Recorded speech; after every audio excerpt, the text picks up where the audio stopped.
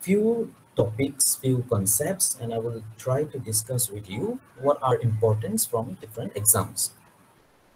So we'll start with survey. Okay, that was the topic we started when we were in fourth semester. So in surveying, one of the most important concepts are the bearing. Okay, this bearing is most of the time it is seen questions are being asked for bearing. Concept of whole circle bearing and reduced bearing. So remember bearing, what was bearing? It was the angle made by any line from the north direction, right? So if the north direction is true north given by the polar star, we called it true bearing. And if the north is given by magnetic needle, then it was magnetic north.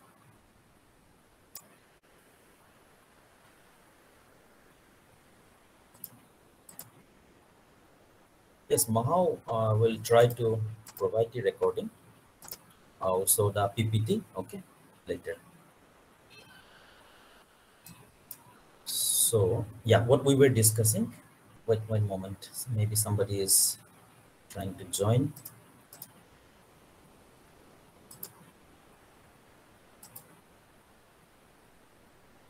Okay.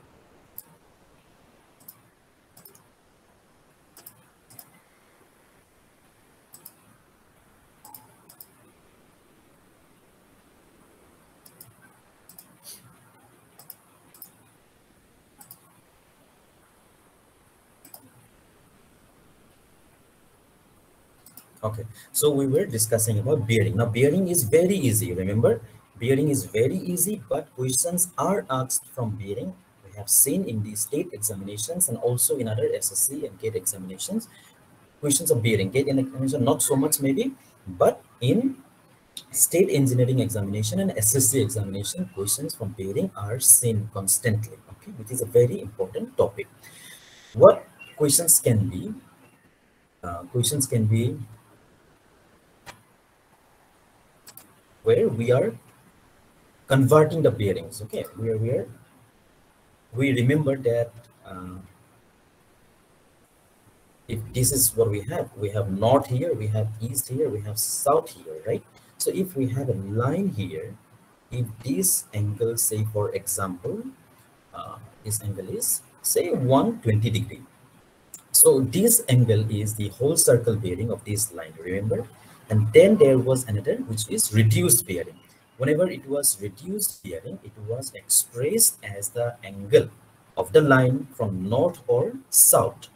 So 120 degree whole circle bearing, whole circle bearing, if it is converted into reduced bearing, what it will be? We will see it is closer from the south. By how much? What is this angle? This angle will be 180 degree minus 120, right? So this is 60 degree. So it will be expressed as south 60 degree east or 60 degree east of south. So this will be the reduced bearing of this line, right? So this type of question, which is very easy, but sometimes they are asked. In state exams too, most of the times they are asked. If it is here, then it will go, if say for example, this is 30 degrees. So what we will write, because it is going towards the west, so we will write south 30 degree west. That way, we go on changing the whole circle bearing into reduced bearing or vice versa. Remember? Now there can be another angle. Say if the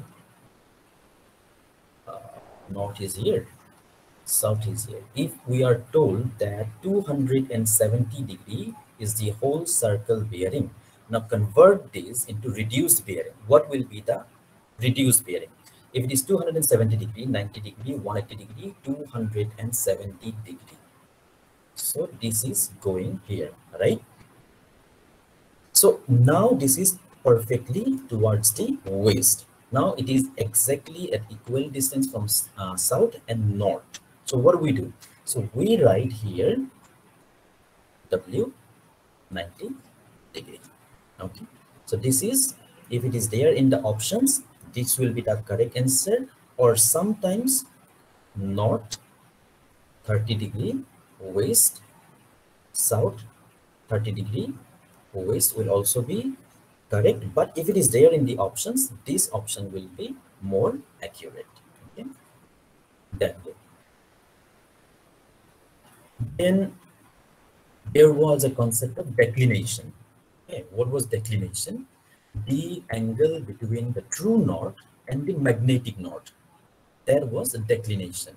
So true north, it was given by the polar star, it is not changing, and magnetic north is the one given by the needle, magnetic needle, right?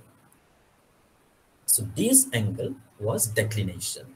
Now, if the magnetic north is towards east side of the true north, the magnetic declination is positive. If it is towards the western side, it was considered negative that way.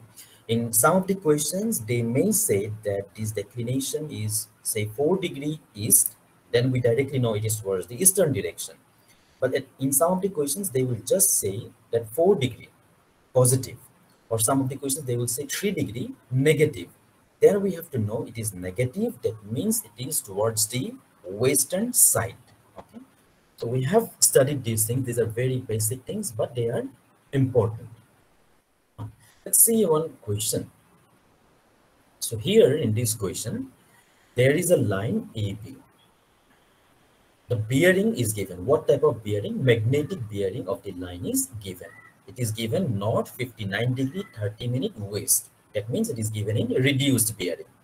So if this is the magnetic north, so let's say, yeah, this is magnetic north, then the bearing is this way, right? This angle is 59 degree. It is towards the west in the year 1967, when the declination was this much. Now declination is 4 degree 10 minute east. That means what? The magnetic north is towards the eastern side of the true north. The true north will be somewhere here. This will be 4 degree 10 minute east. That way it will be done. Now, if the present declination is 3 degree west, the magnetic whole circle bearing of the line at present date will be. Now, from this question, we have to first notice the true bearing will not be changing. Okay, the true bearing is not changing. Okay. Why the true bearing is not changing? Because the true meridian is not changing. The position given by the polar star, it is not changing. Therefore, the true bearing is also not changing. So first, what we have to do, we will see, okay, this is, say for example, this is our true north. The magnetic north in 1967 is towards this side. The declination is towards east. Then this is the line AB, and this is the angle 59 degree 30 minute, right? So from here we still have to find out what is the true bearing. Now what will be the true bearing? True bearing will be this difference, right? Because this value was magnetic bearing, so the angle is from the magnetic north. Declination is the difference between true north and the magnetic north. So the difference is our true bearing, right? So from here we will get what is the true bearing. Now the true bearing will not be changing. The true bearing will not be changing. There we have to know. In present day, the declination is towards western side. Declination is here. This is still the true north, but the magnetic north is towards the west side. Now what will be the magnetic bearing? Again, the magnetic bearing will be subtracted from the true bearing, right? True bearing we got from the first condition. From that first condition, again, we will have to subtract this declination. If I go back, so what I can do here, so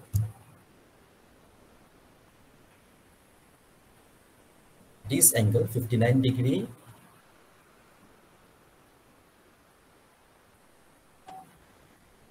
This is magnetic north. This is true north. This angle was here, magnetic bearing.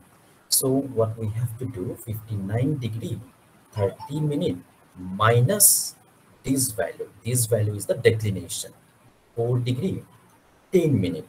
So if we do that, what shall we will get? 55 degree, 20 minute. Now the 55 degree, 20 minute is what? This is the true bearing. Now after finding true bearing, because the true bearing is not changing, right? Then again we see what is the declination at present day. Now declination at the present date is 3 degree west. Now again from this true bearing we shall have to subtract the true bearing. The declination 3 degrees. So we will get the magnetic bearing at the present date. This is now our magnetic north. The magnetic bearing at the present date will be how much? This 55 degree 20 minute minus 3 degrees. That is 52 degree 20 minute, right? Towards the western side. So that will be our magnetic bearing at present date. Now this we can definitely convert into whole circle bearing, which is the requirement of the equation, right? To do that, what we will have to do?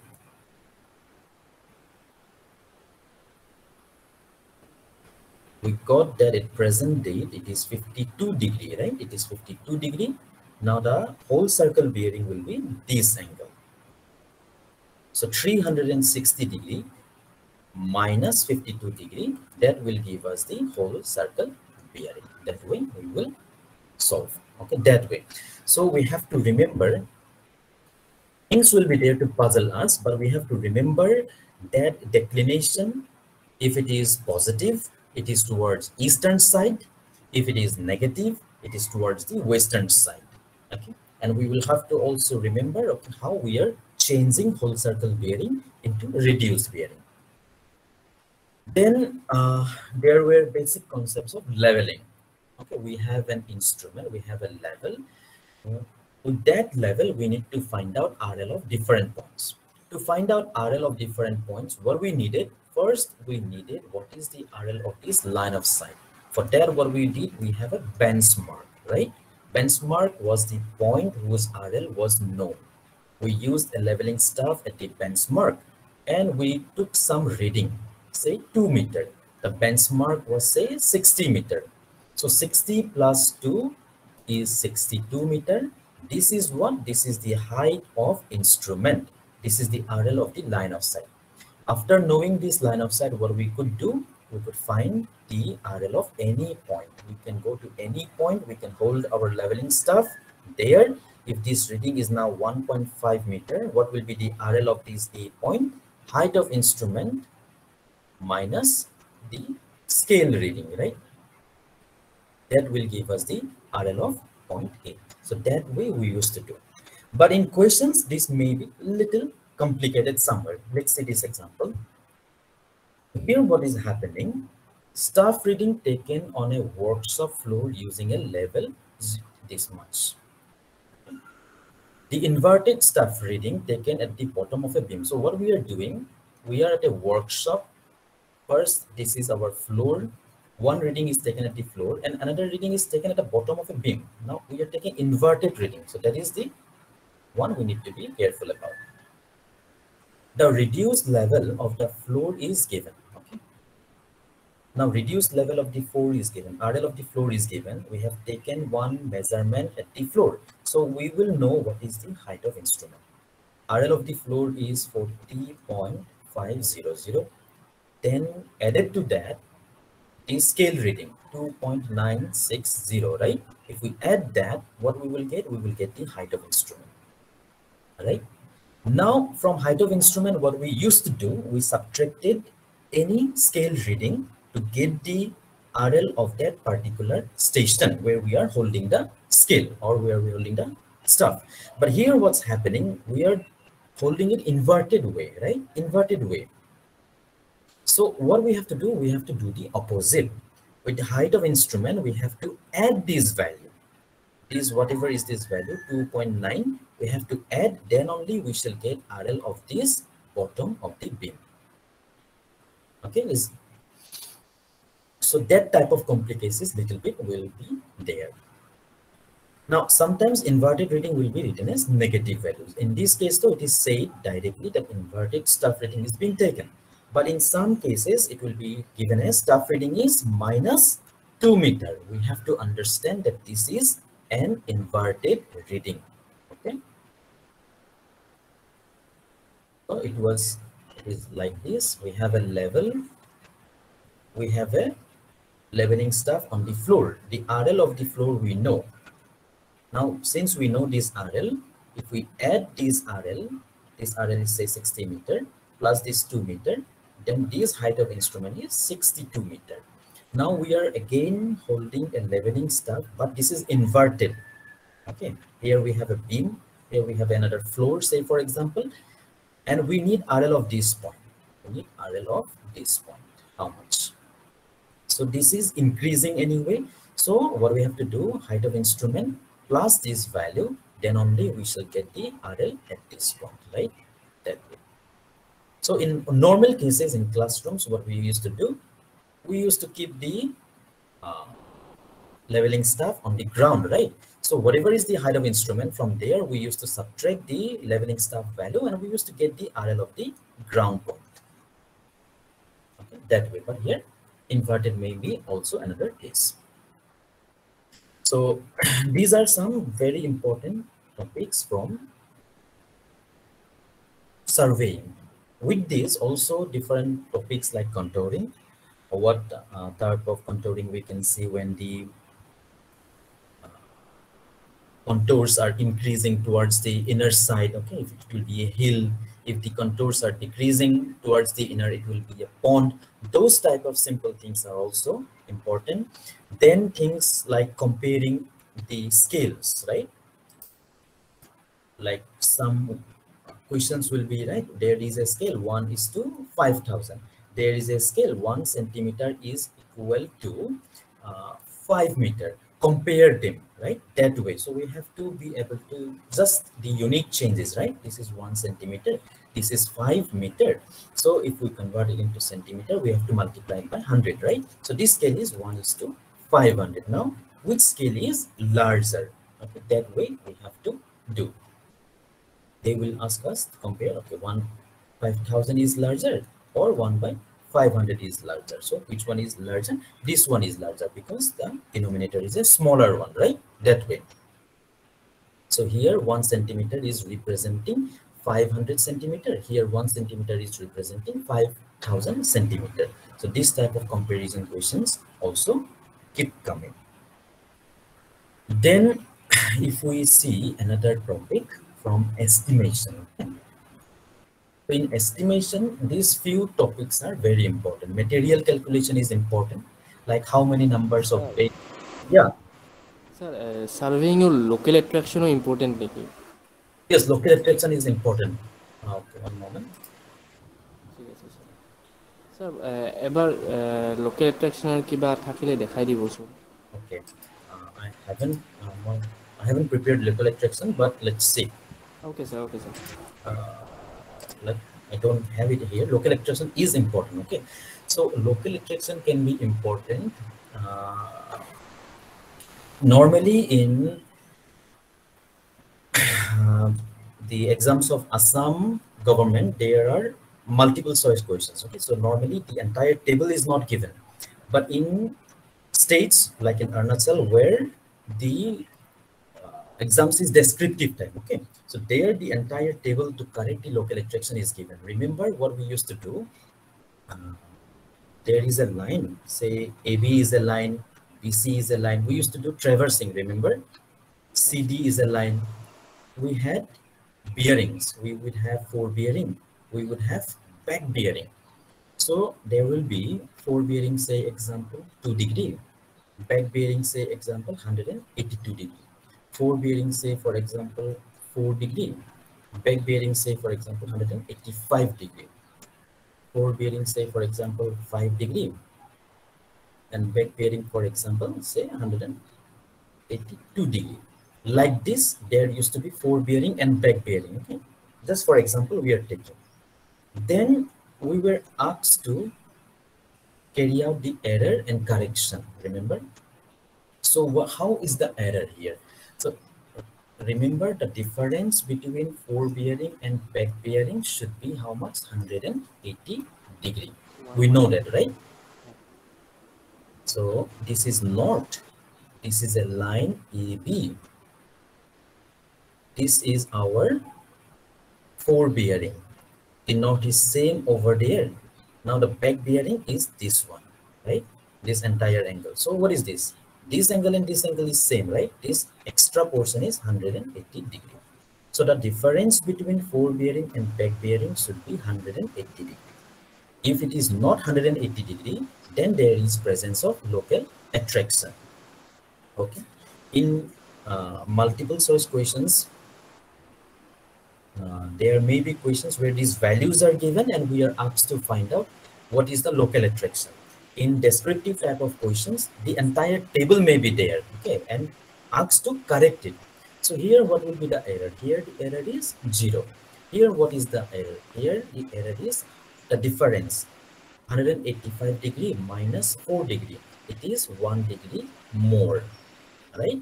Here, what is the difference? 182 degree minus 5 degree. The value is how much? 182 minus 5. If we do, how much it is? It is going to be 177, right? So there is a difference of 3 degree from 180 degree. So minus 3 degree. So those are our errors. Then we have to correct it. How we corrected it? In the class numericals and in the exam numericals also, if it is closed one, there will be one point or one line where the difference is 0 degree. Okay, in field sometimes we don't get it, but in numerical purpose it will be there. One is 0 degree. When it is 0 degree, that means this station is free from local attraction. So we can start with this A point and we can say that A station is free from local attraction. So what reading is absolutely correct? We can say that this reading is absolutely correct. Why? Because station A is free from local attraction and we have started our calculation from this station point, right? Forebearing is calculated at station A. So the forebearing is absolutely correct. So the corrected values of forebearing will be 2 degree. Corrected values of back bearing is also same 182 degree. Then we go to B point and C point. We see that the B point we will consider, okay, it was here, back bearing is correct. So B point is also free from local attraction. We'll go to C point. So there is a difference of 1 degree. 1 degree error is there. So we will put it in the, hello? Yes, sir. Vakusa is, Nice. hello? Yes, sir. Okay, okay. So what we can do, this back bearing will now change because the back bearing is measured from station C. So we have to minus 1 and we will consider the back bearing is 184 degrees. So that the difference of forebearing and back bearing is 180 degrees. Okay. So that way we used to carry out the correction. Now, if it is a closed traverse, okay, if it is a closed traverse, what we can do, we can equally distribute the angle. So that is another problem. So that may be a topic of, again, descriptive type of questions. If it is a closed one, then it is easy. This extra angle can be equally distributed to all the angles. When it is an open traverse A, B, C, D like this, then we will require this type of station corrections everywhere. Okay, it will be different based on the values, forebearing, back bearing. Okay, so there we have to correct it. We have to start from the point where the forebearing and back bearing difference, forebearing and back bearing difference is 180 degree. From there we have to start and carry out the corrections. Okay. Okay, sir. Then we go to a little bit of estimation. I'm just telling you what is important from estimation point of view. Material calculation is very important, like questions like how many numbers of bags of cement will be required, or what will be the volume of aggregates required, that is important. Units of measurement is important, like how we are measuring artwork in cubic meter, that is important. RCC, PCC, we are measuring in cubic meter. We have to know which is being measured in cubic meters, which is being measured in square meter. If it is plastering, it is measured in square meter. Painting, it will be measured in square meter. Shuttering work, measured in square meter. Then if it is brick work, but the bricks are half brick walls, okay? If the thickness of the brick wall is 10 centimeter, okay, brick wall is there, but thickness is 10 centimeter, then that will be measured in square meter, not cubic meter. If it is larger than that, 20 centimeter, then it will be measured in cubic meter. Okay. Temp-proof crossing will be measured in square meter. So that type of important units of measurement will be required. Then basic of contract documents. Okay, contract documents, one question was same, where question was asked, which document is open first? The technical bid is open first or the financial bid is open first? So let's just see, when we apply for contracts, there will be two type of bid. One is technical bid, one is financial bid. Okay, so in the technical bid, technical details will be there. The ability of the contractor, what is his experience, what is turnover, the um, past records, the certificates of the engineer, his or her. Okay, that way all the technical details will be there in the technical bid. And in the financial bid, the financial details will be there, like the BOQs will be there. Okay, this much materials will be required, this much meter cube material will be required, 200, say for example rate is 200 rupees per cubic meter, this is the total cost. All the details, finally, say for example the project is being done for 65 lakhs, all those financial details will be there in the financial bid. Question was asked, very simple, which one is opened first? Is the technical one open first or the financial one open first, or they are open together? So answer will be technical one always. So when the bid opening process is carried out, always the technical bid is open first. If the contractor, he or she, is qualified in the technical bid, then only financial bid is opened. Okay. If the technical bid is disqualified, then financial bid is not opened. Okay. So after qualifying, only technical bids will open, and in financial bid will open. Then only there will be comparison of amount, at what value contractor A is trying to do, at what value contractor B or C is trying to do.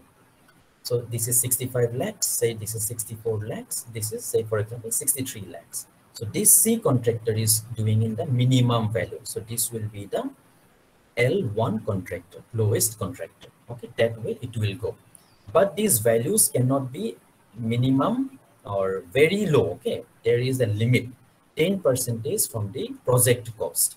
If it is below than that, this will again be cancelled. The next minimum will be selected. So that way contracts will be selected. Then valuation, remember, rent, etc. Those are not seen often, but one or two questions may come. Now let's go back here, material calculation, how the material calculations are carried out. Questions may come like, there is a road 1 kilometer long, and this road is now being compacted with stones or something, say for example 10 centimeter compaction is required in a certain layer. What will be the materials required? So this is very easy. 1 kilometer, we will convert it into suitable unit. Say for example 1000 meter. 10 centimeter is the height. So we will again convert into suitable unit, right? Then what is the width of the formation level? That will also be given to us. So we got the volume by multiplying length, breadth, and height. This is the volume of compacted layer.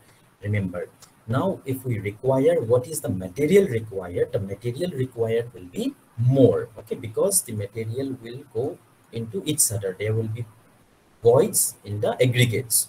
So therefore, we shall have to apply a shrinkage factor 1.5. We have to multiply 1.5 with this volume, then only we will get, okay, this much materials will be required. Only after that we will get 10 centimeter while compacting it finally.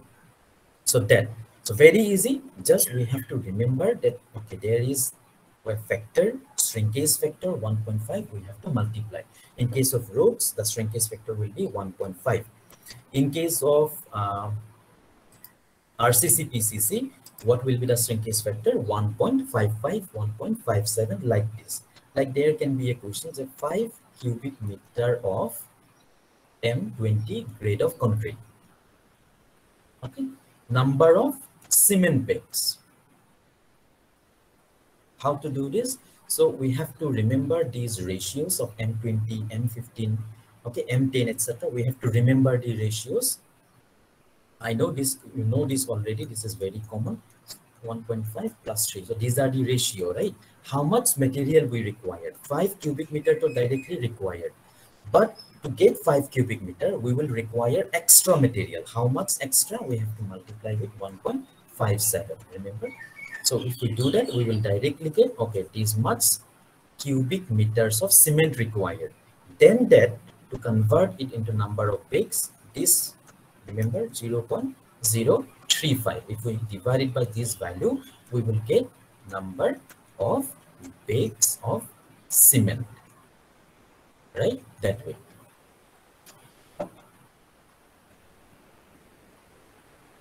So this is exactly 0.0347, but this is also fine. It will give the same value only. So that way we can find out number of bags of, it is fine aggregate, then 1.5 will come here. If it is the coarse aggregate, then 3 will come here. That way we can find out different materials. So this is again important. So this is for 1.57 for RCC, PCC, etc. for concreting work. If it is mortar, then this value will be less, because in mortar only we have fine aggregate plus cement. So this value will be 1.3. Okay, then but if it is plastering, there will be a difference. Okay, there may be a trick question where they may say mortar and where they may say for plastering. If it is mortar purpose, then 1.3 will do, but if it is plastering purpose, we need extra, little bit extra. Why?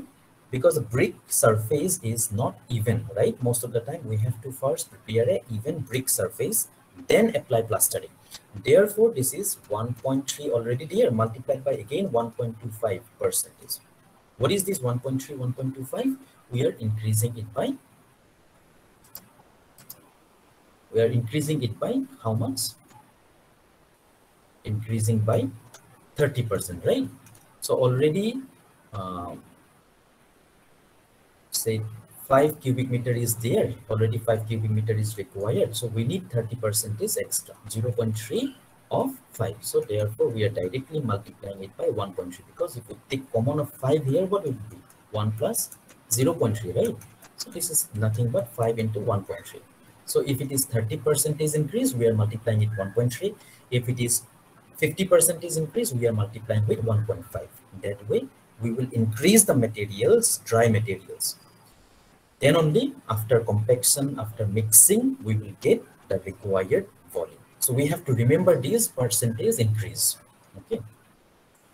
So in case of plastering, it will be 1.3 will not be sufficient. 1.3 into 1.25, etc. will be required. 1 is required because fine aggregates is there and cement will be going inside the fine aggregate. And 1 will be required because the brick surface is not properly even. We have to prepare an even surface of the brick. Then only we will find our extra material, which is for plastering required. Then there will be calculations for bricks. We will remember the size of bricks, and then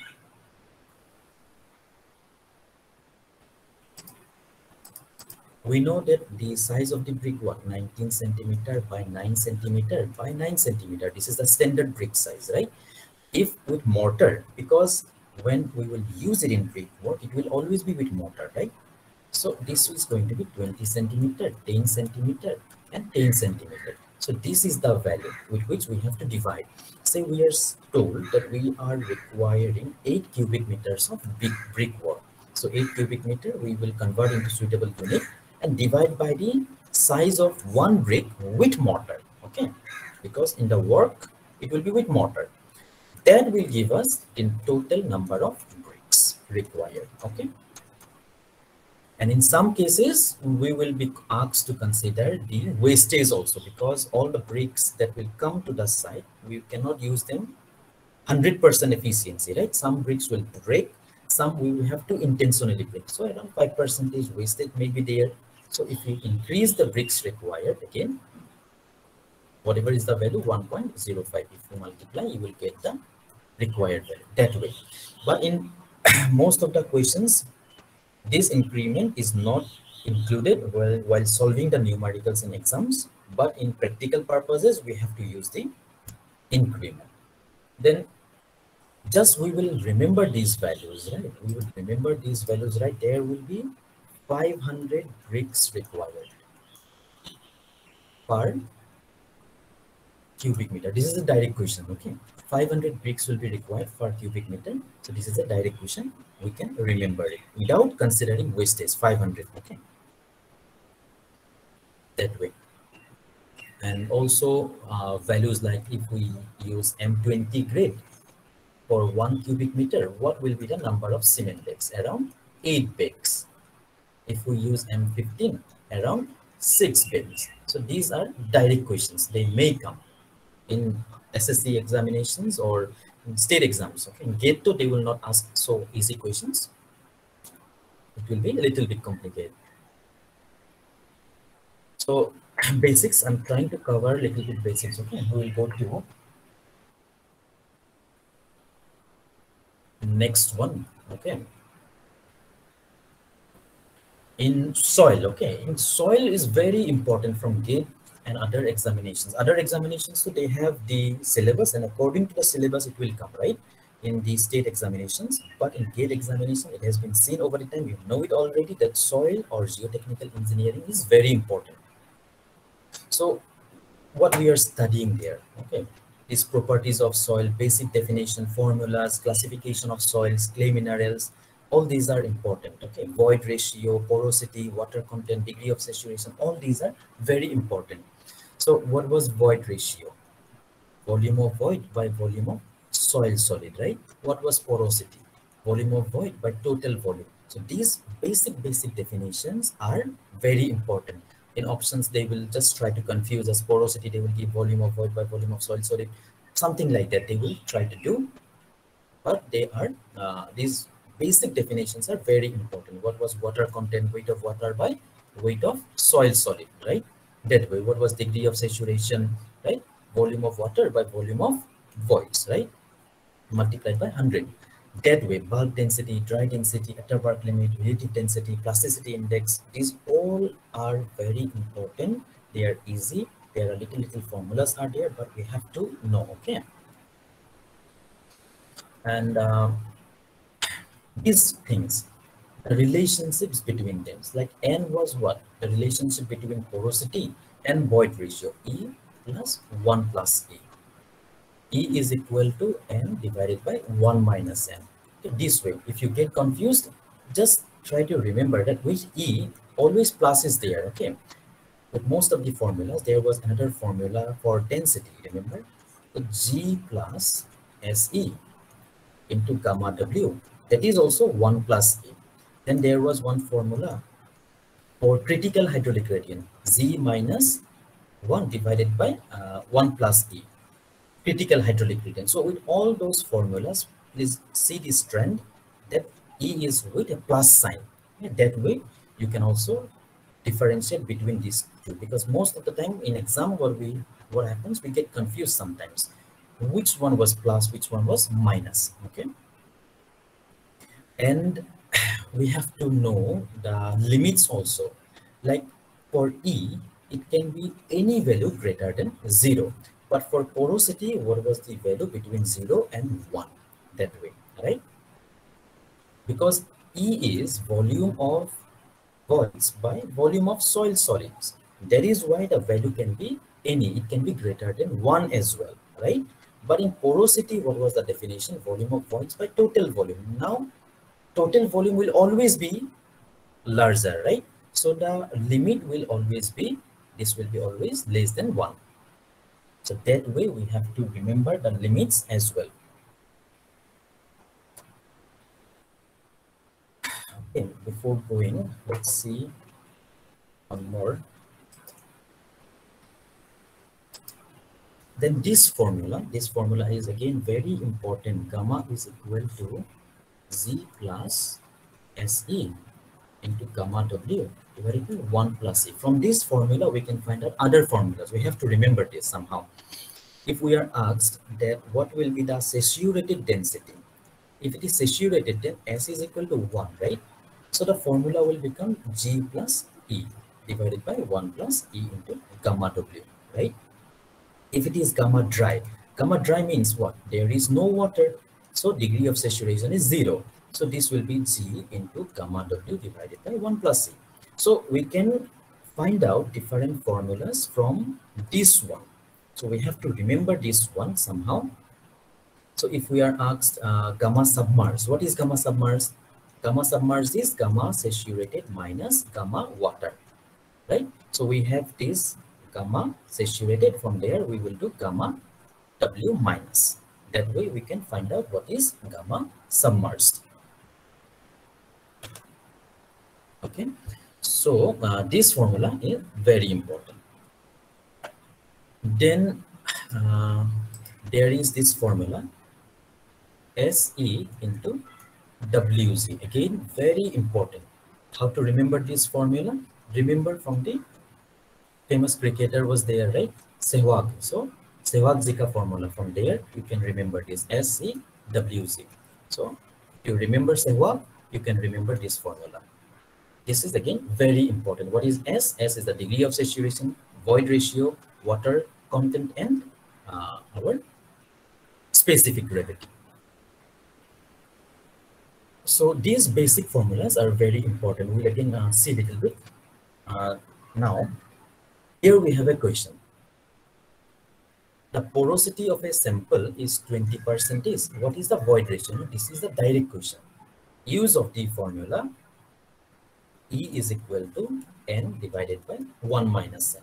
Now here it is written 20%. So we will not use 20. We will use 0.2 because this void ratio will be expressed in fractions, not in percentage. That we have to know. Okay. So it will be 0.2 divided by 0.8. So this comes out to be 0.25, right? So 25, sorry. That way we solve it directly. We have to know the formula. Then we have a question, Atterberg's limit. What was Atterberg's limit? Remember, liquid limit, shrinkage limit, plastic limit. Those were Atterberg's limits. Of a clay are given 38%, 27%, and 24.5%. We are not directly told that this is the liquid limit, this is the plastic limit, this is the shrinkage limit. We have to know that shrinkage limit is the lowest value. So it was like this, remember? It was like this. So here we had the shrinkage limit. Here we will have the plastic limit.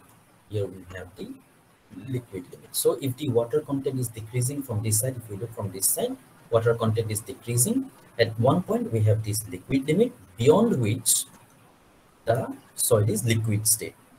Again, it is decreasing. Here we have another point. This is liquid and what? And this is, sorry, this is plastic state. Okay, plastic state between the liquid limit and the plastic limit. Then again decreasing. This is semi-solid. Remember, this is semi-solid. And this is shrinkage. After shrinkage, there shall be no reduction in the volume. Okay. So this was different Atterberg's limit. Now we know that this value is the lowest. So the value, the three value that we have been given, the lowest one has to be shrinkage limit.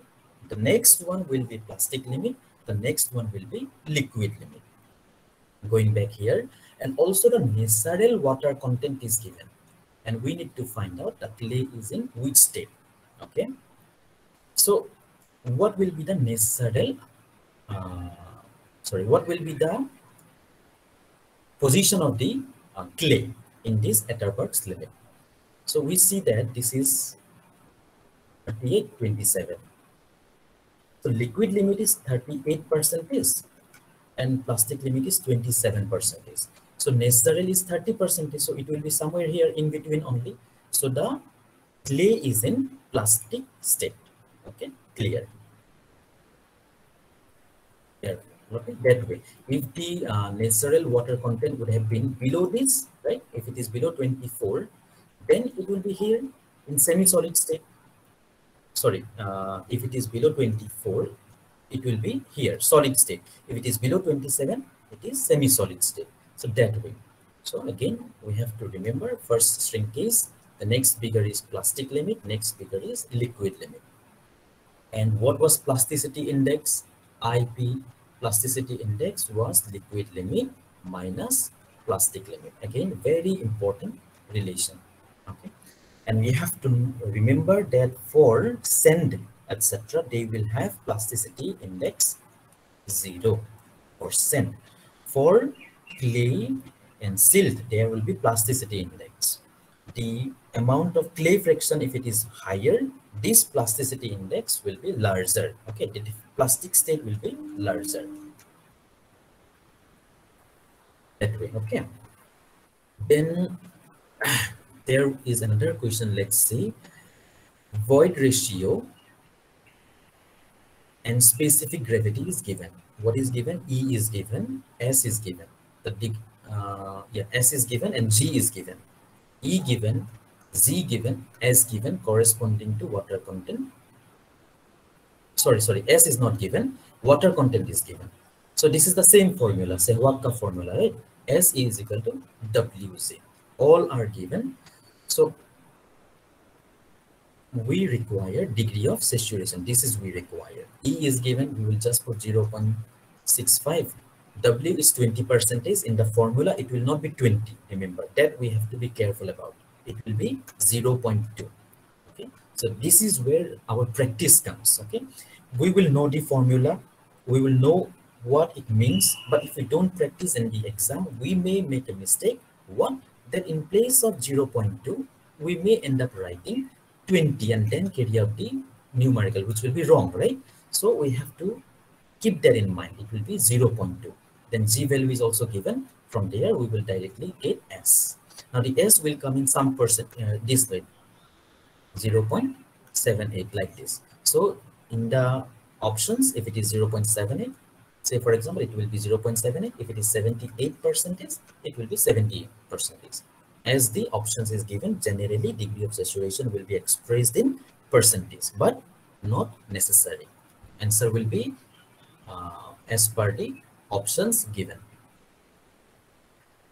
Then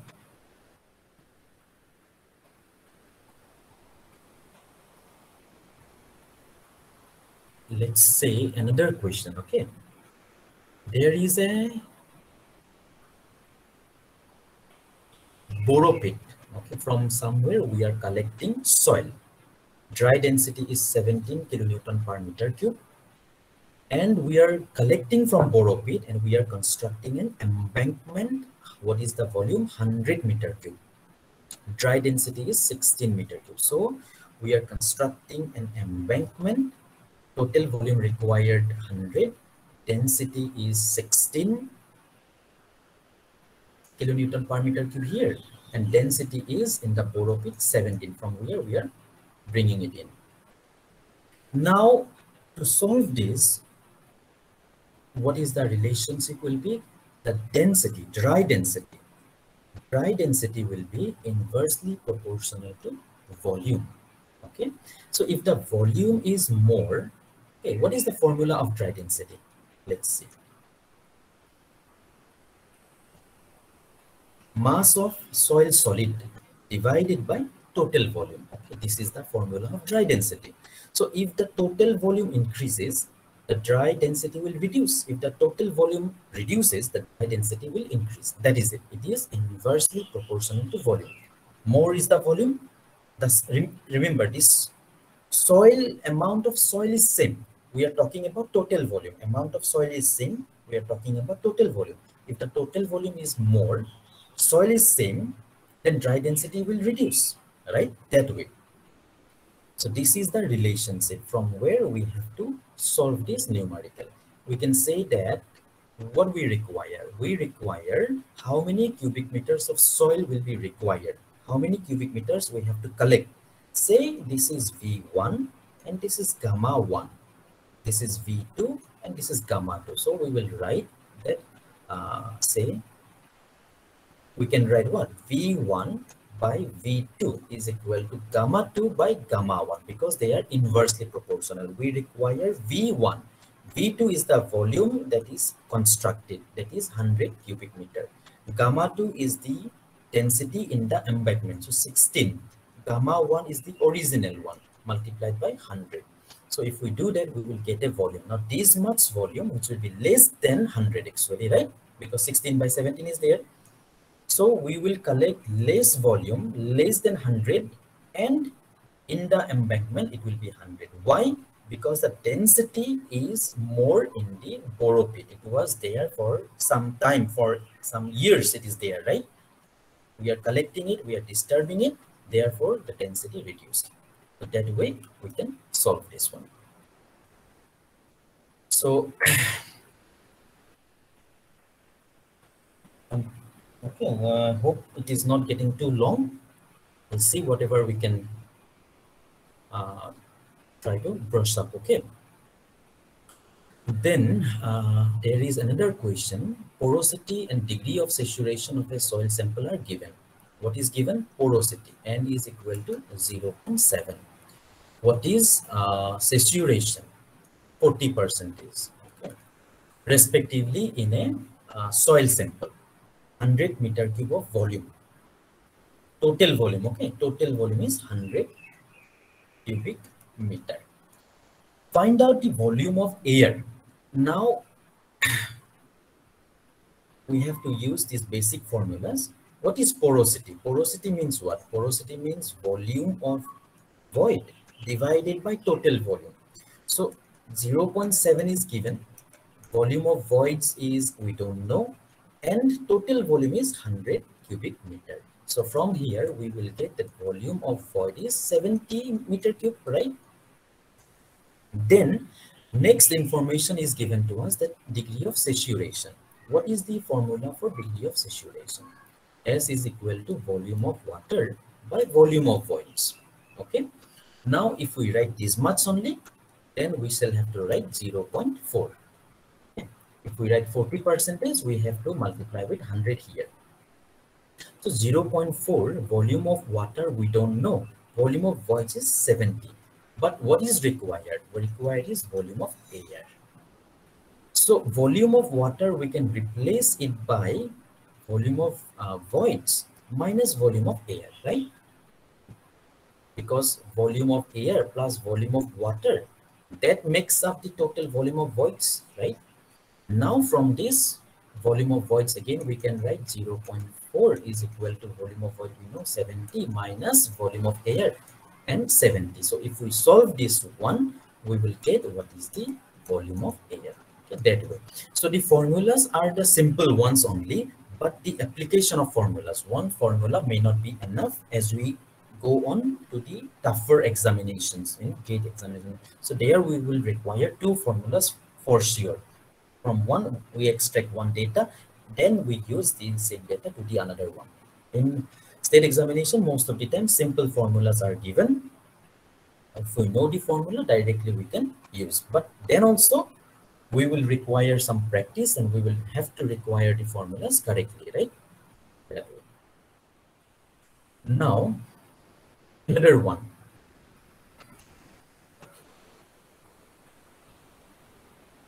Here, data from a sieve analysis conducted on a given soil sample showed that 67% of the particles passes through 75 micron.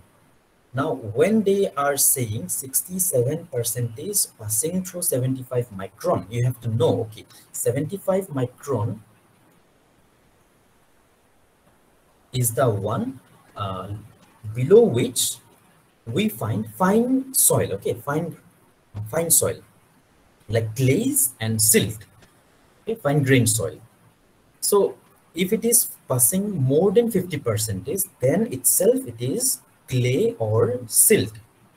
It is said here in this question that 67 is passing. So you have to know first thing that it is a fine grained soil. The liquid limit and plastic limit of the finer fraction was found to be this much. So WL given 45% and WP is also given 33%. The group symbol for a given soil will be. Now they are asking about the group symbol. What is group symbol? These are group symbols. These are group symbols. Okay. GW, GM, okay, SM, these are group symbols. So we have to remember this. These group symbols are also asked sometimes. What is meaning of GW? This is well-graded gravel. The first symbol is always important. Remember, G is for gravel, S is for sand, M is for silt, and C is for clay, right? That way. Now here it is written SM. The first one is important, the second one is less important, okay? So if it is written SM, that means it is silty sand, okay? Sand is primary in the component and little bit of silt is also there. That way it is named. Sometimes this will be given and will be asked, what is the meaning of this? Sometimes this will be given and will be asked to identify the opposite. So we have to know this. Okay. So these are there. I think we know this already. Just brush up. Okay. Go through again. This is very important. Now, what we will do here, we know the liquid limit, we know the plastic limit. So we can find out what is the plasticity index. What is IP? We can find out liquid limit minus plastic limit. 45% minus 33%. How much? 12%. Oh, sorry, yeah, 12%. This is the plasticity index. Now there was one plasticity chart. Remember this one? This was a plasticity chart. Now there was a line, A line. This A line separated clay and silt. See, above the A line we have clay. This H is for high compressibility, I is for intermediate compressibility, L is for low compressibility. Then M is for silt, H is for high compressibility, I is for intermediate compressibility, O is for organic. Now, this equation we have to use, equation of A line, 0.73 liquid limit is given to us, minus 23. So from this A line, we will find out a percentage value. Now, if our plasticity index is more than this value, so the soil will be somewhere here, depending upon the liquid limit. If it is less, then it will be on the below side. That way, we will be able to find out. Now, in this question, also we have to check the liquid limit. Say liquid limit is 45%. So liquid limit is 45%. So that means it is here. So if it is, let me clear it once. If it is the value after comparison from this value of A line, if it is more than A line, this plasticity index, it will be here, right? And it is 45%, so it will be here. So this will be CI. Okay, if the value is less, it will be MI. That way. So we have to remember these values. This is 35 and this is 50. If it is more than 50, this is CH, MH. If it is between 35 and 50, CI, MI. Okay. So what are the values? 35 and 50. Okay. And this is here, it is 20. So that way we have to identify that is it going to be Ci or is it going to be Mi or Ch, Mh.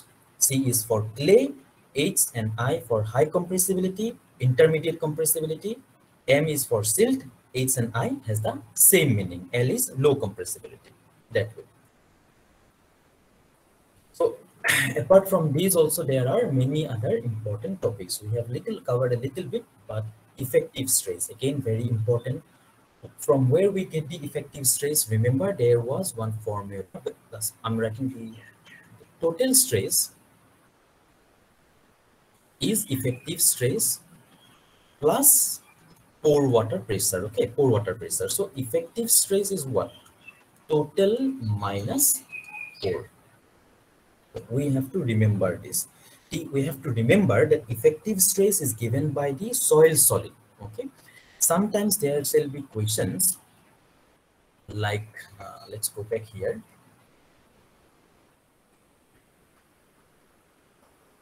Sometimes questions are seen like, say there is a river. Okay, there is a river and there is a river bed here. Density will be given to us and the depth will be given to us. At this point, we need to find out what is the effective stress. And here we have water. Okay, here we have water. So we have to know the effective stress will be due to soil only, here, this portion only. If it is given as gamma saturated, so the gamma saturated into depth minus gamma W into depth, it will be. So it will be total pressure minus the pore water pressure. Then only we will get the effective stress. That way we have to carry out. Sometimes questions will be like, okay, the river bed is same. Okay, the river bed is same, but water is changing in different months. Say for example, in monsoon, the water depth will be, say for example, 20 meter. In winter season, the water depth is 10 meter. Okay. Now question is asked, what is the value of effective stress in monsoon season and in winter season? Okay, provided the depth, the bed of the river is not changing. Okay, provided.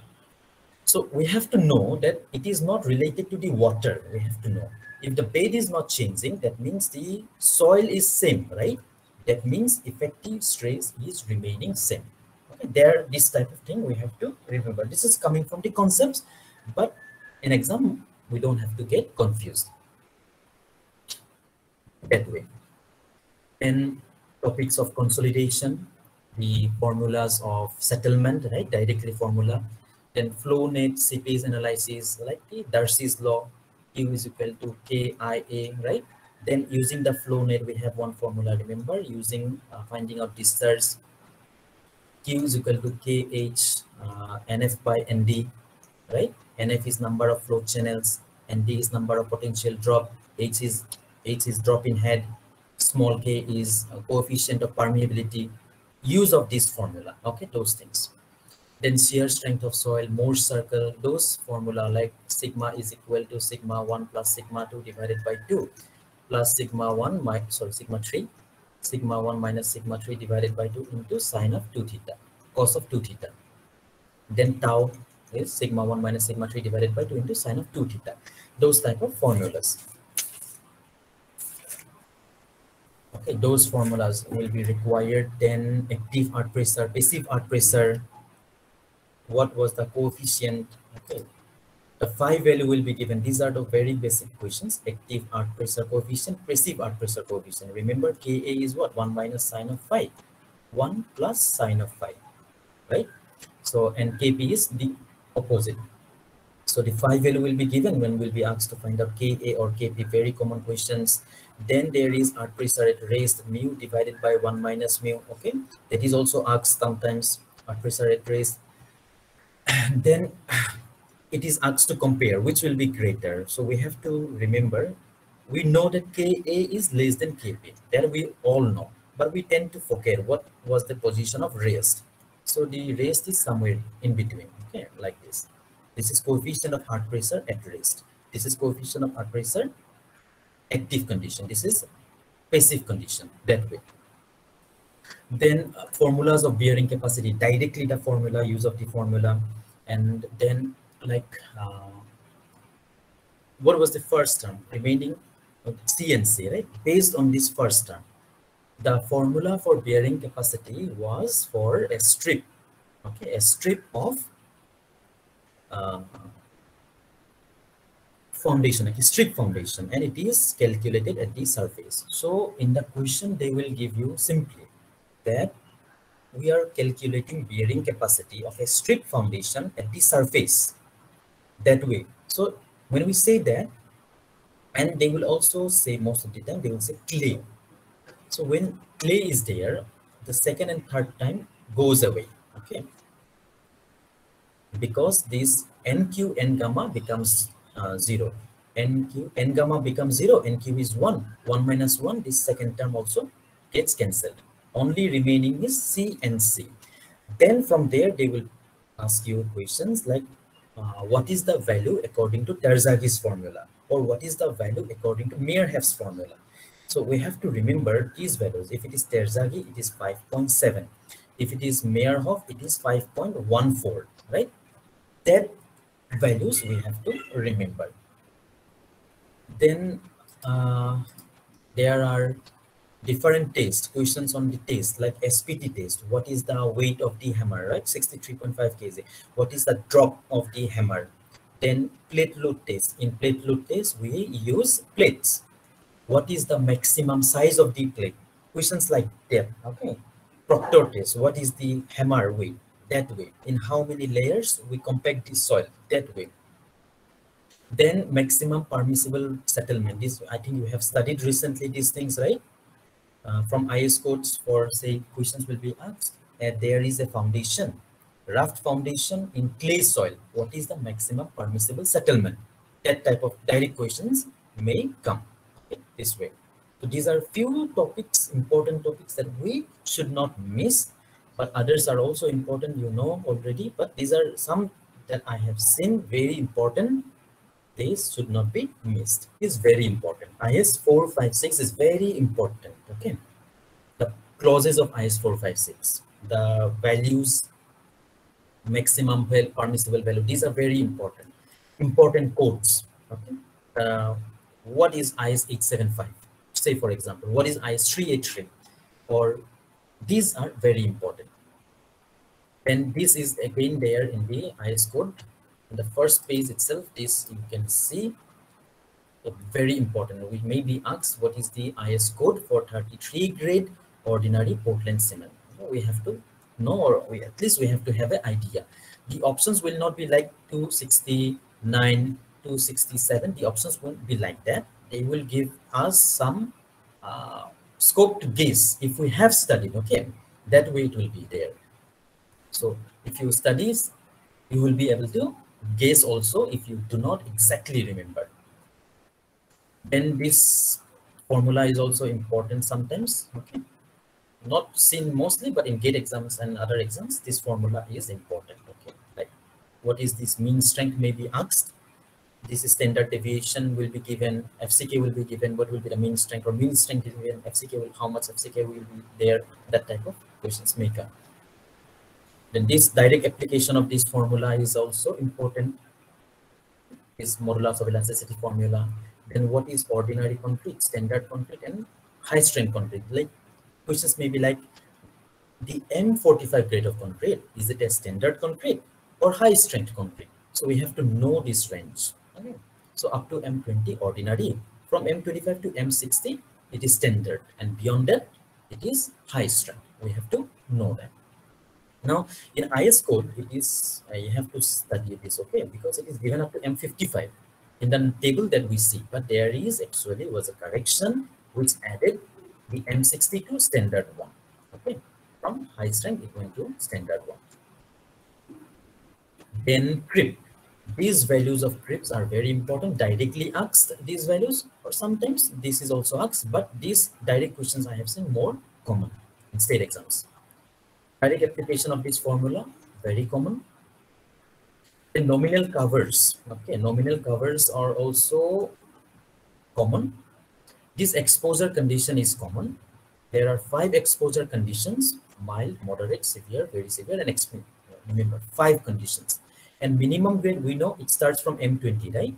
So just remember, because the minimum is M20, it is going to increase by 5 every. The next one is M25, next one is M30, next one is M35, next one is M40. It is increasing by 5. There is 5 conditions. So that is also important. Then the exposure condition. This is again important, like questions may be asked. Like there is a concrete which is exposed to seawater. What is the exposure condition? Very severe. That type of questions are also common. Okay, this type of questions are seen in SSC, JE, etc. Okay, SSC, JE, if you are applying this type of questions are common over there. This though I think we know already. I have just put this is also important. The foundation, this is very important. This is asked most of the time. Then minimum grade of concrete, we already know RCC M20. This is considered, we know, so not seen. This is not asked in exams most of the time, but these questions may be asked. This one. So pre-stressed, pre-tensioned, what is the grade of concrete? M40. These questions has been asked that way. Then this is again very important. Sometimes directly the formula is asked, sometimes the application of the formula is asked, modular ratio. Then these are important. Application of these formulas directly asked, 0.138 FCK BD square. Okay, directly asked to calculate the moment of resistance. It is directly asked. Then this also is important. This will be for gate examinations, etc. when they really test our conceptual knowledge. Okay, so we know this diagram, strain diagram, stress diagram, right? We know that this is C. C is the total compressive force. It is acting here. Okay. And we also know that this is one part is rectangular and one part is parabolic. What is this x2? It is 3 by 7 xu. What is x1? It is 4 by 7 xu. So and this is 0.446 FCK. From where we are getting this, that also we should know. This will not be asked in competitive exam, but for interview, this will be asked. We are getting this from FCK by applying one factor of safety, 1.5. If we apply one factor of safety, we get 0.67 FCK. Again, we apply another 1.5, then we get 0.45. Now, why we are applying two factor of safety? Because we are applying one factor of safety for the material, like preparation of the material. It may not be prepared as per standard. Okay, therefore we are applying one factor of safety. Then the second we are applying, because we calculated this M20, M30 in cubes only, right, in the laboratory, but in reality we will be having big beams, columns, etc.